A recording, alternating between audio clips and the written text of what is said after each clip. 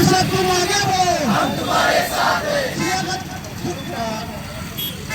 उद्योग है उसको गुजरात हमारी पिछले वाले सरकार से करायचं का महाराष्ट्राचा विलीन सरकारचा तीव्र निषेध करतो, जेणेकरून आजची महाराष्ट्राची परिस्थिती पाहता त्यावर होणारे अत्याचार निश्चित ह्या सगळ्या गोष्टीकडे किंवा जे जिनियन प्रश्न आहेत महाराष्ट्रातले त्या सगळ्या गोष्टीकडे सरकार हे जाणून बुजून दुर्लक्ष करते आहे।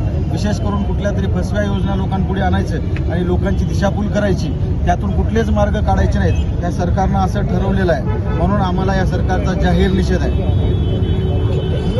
च्या वतीनं नांदेड येथे ITO कॉर्नरमध्ये आम्ही राज्य सरकारच्या विरोधात या ठिकाणी निषेध आंदोलन करण्याचं ठरवलं होतं। आज या ठिकाणी आम्ही निषेध आंदोलन करत आहोत।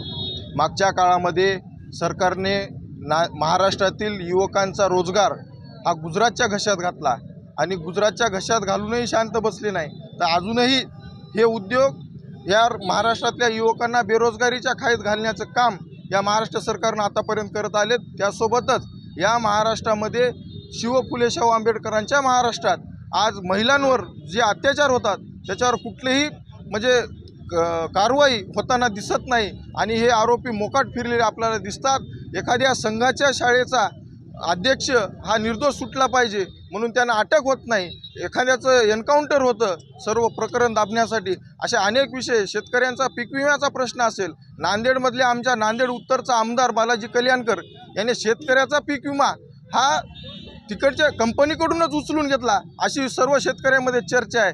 त्यामुळं या ठिकाणी आम्ही या सर्वांच्या विरोधात, महायुतीच्या विरोधात, या तिघाडी सरकारच्या, खोके सरकारच्या विरोधात या ठिकाणी निषेध आंदोलन करत आहोत आणि इथून पुढच्या काळात सुद्धा आम्ही हे आंदोलन चालू ठेवणार आहोत।